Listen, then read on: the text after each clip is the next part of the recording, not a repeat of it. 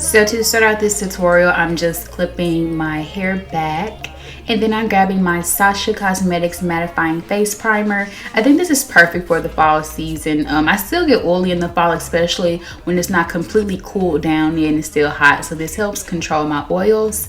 And then with my Loreal Infallible foundation in the color Soft Sable, I'm just first applying this all over my face with my clean fingers, guys. Make sure your fingers are clean. And then going in with this damp and clean, once again, beauty blender. And I'm just bouncing this into my skin.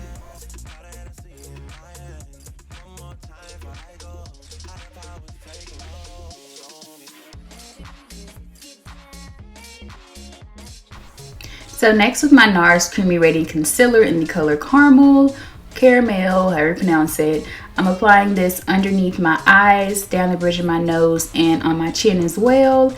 I didn't feel like highlighting my forehead today just because my forehead is already amazing in all of its glory, and I didn't want to draw any extra attention to it. And then with that same damp beauty blender, I'm just blending out that concealer.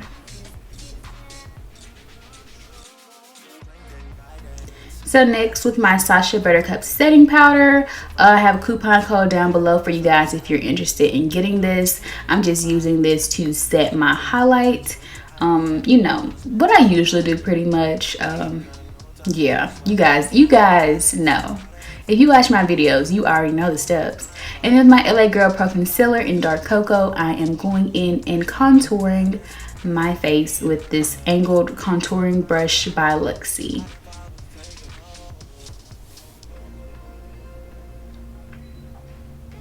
So now with that same Sacha Buttercup setting powder, I'm just going in and cleaning up that contour. This also is going to help my face look a bit more angular and chiseled and just overall defined. Now with this KatVonD Shade and Light palette, I'm taking the darkest color in this palette. Can't remember what it's called, but it's the darkest one. And I'm just deepening up the hollows of my cheek area just to strengthen that contour. And now with this Black Radiance all over face powder, I'm just dusting away that Sacha Buttercup setting powder, and then also going in and powdering the rest of my face to make sure everything is just set and super duper matte like I like it.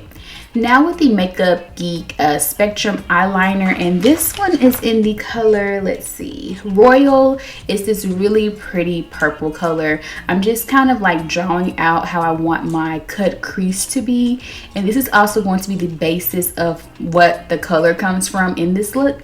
And now with the color Espresso, which is a darker brown, I'm just using that to deepen up that purple color.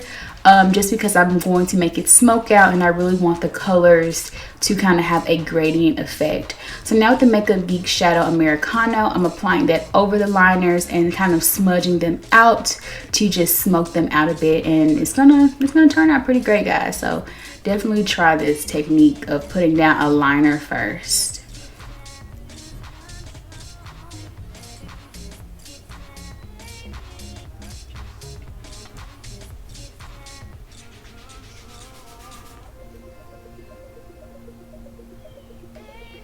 Next, with the Makeup Geek Shadow Cocoa Bear, I'm taking this on my Sigma E40 brush just to kind of blend those colors out into my transition area a bit more. Adding in this color does warm up the look a bit more, and it also just helps everything blend together a little bit better. Now with the Makeup Geek Spectrum eyeliner pencil in Plumeria, which is this really pretty vibrant like magenta color, and then going back in with Royal on top of that, I'm kind of mixing the two together. This is just going to kind of deepen up the like presence of purple in the cut crease, and it's just going to help me smoke it out even more. And you guys are starting to kind of see where I was going. Like it's starting to turn out right. Like you get it. You get it. You get it. I hope that you get it. And so I'm just like basically just switching between brushes and just smoking everything out, making sure everything is like well blended. So now with my NARS Accumulating Concealer that I actually use to highlight, I'm just taking a random shader brush and I am like kind of cutting my crease. That's what I love about cut creases. You can go back and clean them up afterwards. So I mean, that's perfect for if you're kind of like a messy person when it comes to shadows. You may want to try a cut crease because it'll definitely work for you. And yes, I'm basically just cleaning it up and cutting the crease. And then just kind of going back in and perfecting it a bit to get the shape that I want. So next with my Laura Mercier setting powder, I'm going to apply this all over that concealer just so that when I apply the lid color, it won't just have to go straight onto that concealer, kind of like a barrier in between it. And this is also going to help stop any possible creasing.